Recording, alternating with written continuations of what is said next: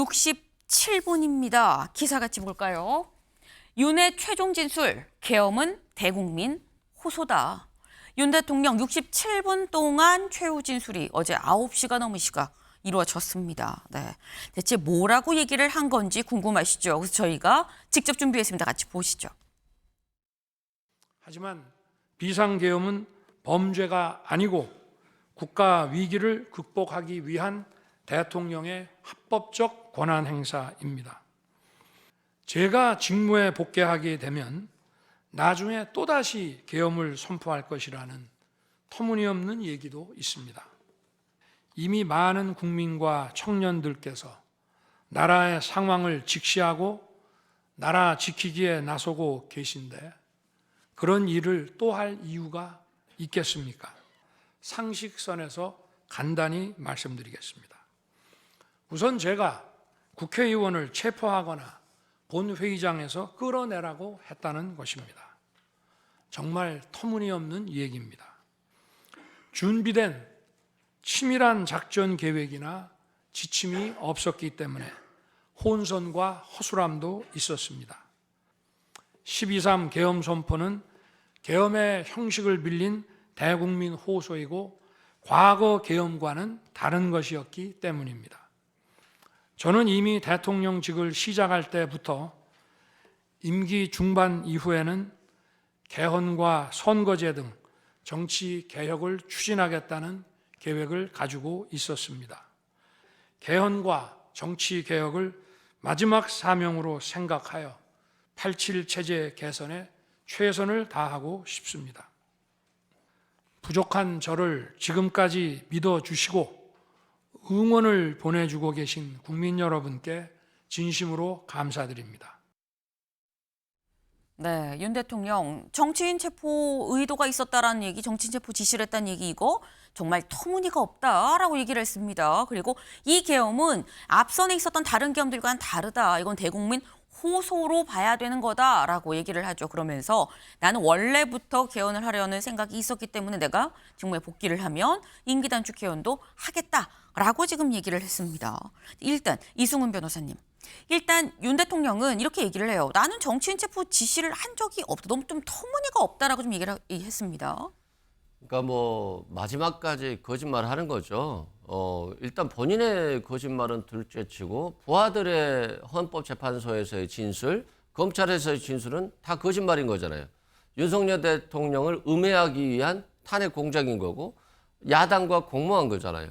그러니까 좀 뭐 무슨 생각을 하시는 분인지 모르겠어요. 국민들은 다 아실 걸로 저는 생각되는데 본인만 모르고 있어서 아마도 윤석열 대통령은 본인이 탄핵 안 될 걸로 생각하는 것 같아요. 자신은 이 8명의 헌법재판관을 충분히 속였다. 그렇기 때문에 자신은 탄핵되지 않을 것이고 돌아간다라고 하면 개헌을 할 것이다. 근데 정치 개혁을 하신다고 하는데 윤석열 대통령의 탄핵이 가장 큰 정치 개혁일 것 같아요. 그렇지 않는다라고 한다면 대한민국은 굉장히 위기에 빠질 것 같다. 그래서 그냥 대통령에 전혀 관심도 없는 뭐 기대감도 없었던 뭐 예상했던 그러한 최후 변론이었고 저 최후 변론을 끝으로 대한민국 역사에서 물러났으면 좋겠다 이런 생각이 듭니다. 네, 지금 이승훈 변호사님께서는 윤 대통령 이거 거짓말이다. 헌법재판관들을 지금 뭐 속이려는 거냐라는 취지로 지금 말씀을 하셨거든요. 이창근 위원님. 윤 대통령의 어제 최후 변론을 두 가지로 요약한다면은 네. 현재의 판결에서 쟁점이 됐던 부분, 그것은 마찬가지로 비상계엄의 위법성을 다루는 부분인데 하나는 이제 국회의원에 대한 체포와 국회의 계엄 해제 의결 방해 부분에 대해서 강변을 했고 또 하나는 이제 국무회의 요건에 대해서 강변을 했습니다. 그래서 본인이 이제 본인의 심판이기 때문에 당연히 방어권 행사 차원에서 예상이 됐던 부분이고 기존의 입장과 달라진 건 없습니다. 하지만 지난 12월 7일 첫 번째 대국민 담화를 다 기억할 겁니다. 네. 그때는 윤 대통령이 사과를 했었죠. 그리고 12월 12일부터 입장이 바뀐 2차 담화부터 지금까지 똑같은 논리로 이제 이어오고 있는데 그때부터는 시민과 국민과 함께 끝까지 싸우겠다는 거 아니겠습니까? 그래서 어제의 최후 변론은 그 두 가지를 합한 거다 이래 볼 수 있는데 다만 개인적으로 네. 비중을 놓고 본다면은 12월 7일의 사과 담화와 관련해서는 한 1% 정도의 반영. 네. 그 외에는 12월 12일의 2차 대국민 담화 그것이 이제 99% 정도 반영이 된 거 아니냐. 그럼에도 불구하고 대통령 본인은 본인의 심판이기 때문에 방어권 차원에서 그렇게밖에 할 수 없을 것이다 하는 그런 생각도 해봅니다. 네. 그러니까 지금 이 윤 대통령이 앞서 있었던 두 번의 담화를 같이 좀 비유를 해서 첫 번째 대국민 사과가 같이 담겼던 그 담화가 1%, 그리고 그 뒤에 끝까지 싸우겠다라는 담화 내용이 있었던 게 99% 정도 들어간 게 아니겠냐. 다만 전략상으로 지금 현재 이 탄핵 심판에 있어서 임하는 전략상으로 좀 이런 이 논리를 갖고 갈 수밖에 없는 거 아니겠느냐, 뭐 이런 취지의 말씀을 같이 하셨어요. 네. 어제 윤 대통령의 이 최후 진술을 보고 오늘 조간에서 신문들은 이게 없었다라고 얘기를 하고 있습니다. 같이 볼까요? 경향입니다. 윤석열 최후까지 반성은 없었다. 반성이 없었다라고 얘기를 했어요. 경향은. 한국일보 보겠습니다.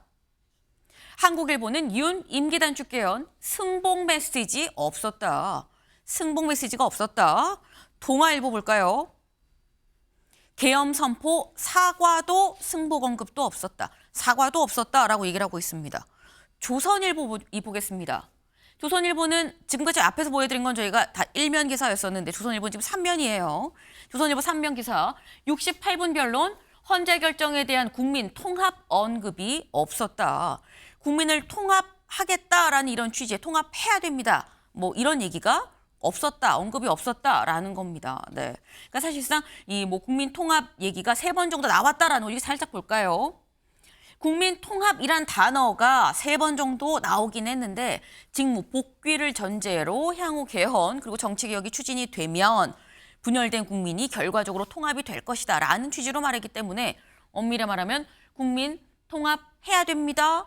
통합이 돼야 됩니다. 이런 취지의 얘기는 없었던 거 아니냐라는 게 조선일보의 기사입니다. 뭐 1면이냐 3면이냐 정도의 차이는 있을 수 있겠죠. 근데 없었다라는 이런 표현은 결국 부족하다. 그러니까 들어갔어야 되는데 안 들어갔다라는 얘기일 텐데 지금 이제 뭐 많은 게 좀 나왔어요. 이 중에서 이승훈 변호사님. 딱 하나 들어가야 된다 그러면 그건 뭐라고 보십니까? 일단은 헌법재판에 대한 승복 메시지는 꼭 들어갔어야죠. 본인이 이제까지 열심히 헌법재판에 참여했잖아요. 네. 그렇다라고 한다면 탄핵이 되더라도 그걸 인정하고 그리고 탄핵을 인정하면 결국 그게 국민 통합으로 가는 것이 아니겠어요? 본인이 탄핵을 인정하지 않으면 국민들은 좌와 우로 나눠서 같이 싸울 것이고 그걸 부채질하는 분이 윤석열 대통령일 것이기 때문에 결국 통합으로 갈 수 없다는 측면에서는 승복 메시지가 나와야 되는데 승복 메시지가 없다라고 하는 것은 헌법재판소에서 탄핵 결정이 나오면 끝까지 싸우겠다는 거죠.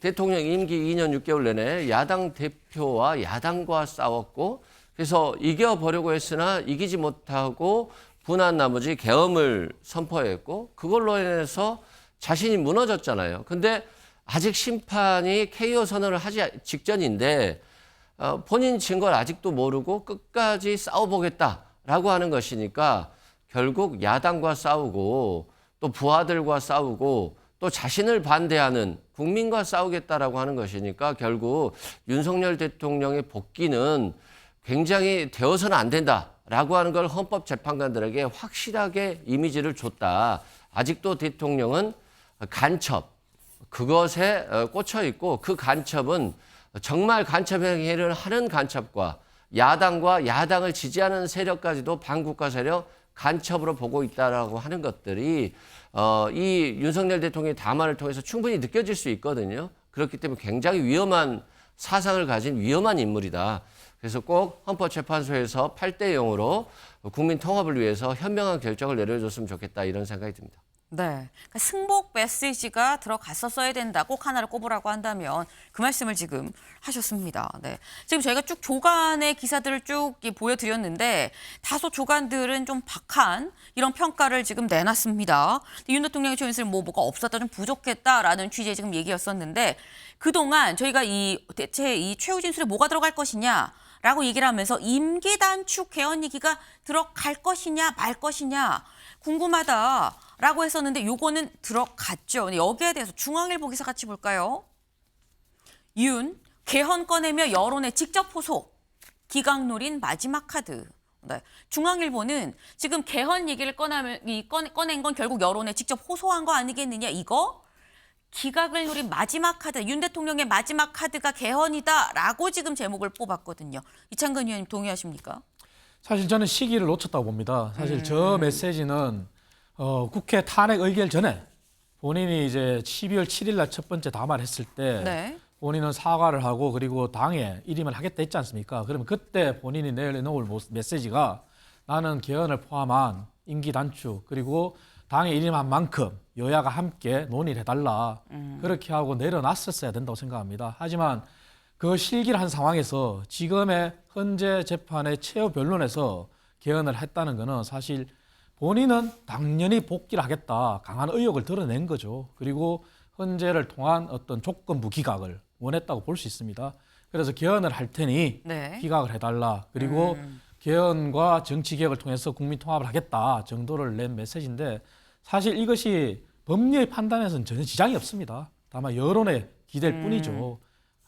사실 아쉽습니다. 윤 대통령이 이런 생각을 했더라면 네. 진작에 12월 7일의 그러한 스탠스를 유지하면서 했더라면 지금과 같은 극도의 양극단의 갈라진 그런 분열이나 이런 국민 통합을 얘기하는 이런 상황이 오지 않았겠죠. 그래서 네. 너무나 아쉬운 그런 상황입니다. 네. 그 지금 말씀은 윤 대통령이 나름 이 개헌을 얘기를 하면서 조건부 기각을 좀 염두에 둔 거 아니겠느냐라고 말씀을 하셨는데 이 관련해서 이승훈 변호사님, 탄핵 심판 관련해서 조건부 기각이 이루어질 수 있습니까? 전혀 없죠. 뭐 어떻게 조건을 달아서 기각을 시키겠어요? 또 서로 뭐 있다라고 가정을 해보죠. 네. 대통령이 조건을 줘야 되는 거잖아요. 몇 월 며칠까지 그만두겠습니다. 그 전까지 개헌을 하겠습니다라고 해야 되는데 그냥 뭐 임기 단축 개헌은 정도니까 탄핵만 기각되면 나머지 임기를 채우겠다 이런 메시지로 저는 들렸고요. 또한 개헌을 어떤 개헌을 하죠? 도대체 윤석열 대통령이 생각하는 정치 개혁과 개헌은 뭘까요? 그 개헌은 아마도 본인이 그 국회를 해산할 수 있는 권한을 대통령에게 주는 거 아닌가 싶어요. 국회 해산권도 없잖아요. 그러니까 결국 계엄을 다시 선고하려면 국회 해산권이 대통령에게 주어져야 되는데 야당이 너무나도 자신을 핍박하고 국민과 유리되고 탄핵하고 예산 폭거를 하기 때문에 나는 국회를 해산권을 가져야 되겠다. 이 정도 수준의 머릿속에 있는 것이 아닌가. 그렇기 때문에 그건 말로서 표현할 수 없잖아요. 그래서 윤석열 대통령이 말하는 자신의 임기 단축 시점도 없고 도대체 무엇을 개헌할 것인가도 본인이 원하는 방향의 개헌을 원할 것이기 때문에 결국 국민이 원하는 것, 야당이 원하는 것과 전혀 동떨어져 있고 막연한 것이기 때문에 헌법재판소가 조건부 탄핵 기각이 있지도 않지만 네. 있다 할지라도 받아들일 수도 없는 그런 얘기를 그냥 던진 거다라고 생각됩니다. 네. 조건부 기각이라는 것 자체가 없는데 있다고 해도 받아들이기 쉽지 않은 게 어떤 걸 뭘 구체적으로 뭐 언제까지 개헌을 하겠다 뭐 이런 구체성이 좀 없지 않느냐 뭐 이런 말씀을 지금 하셨어요.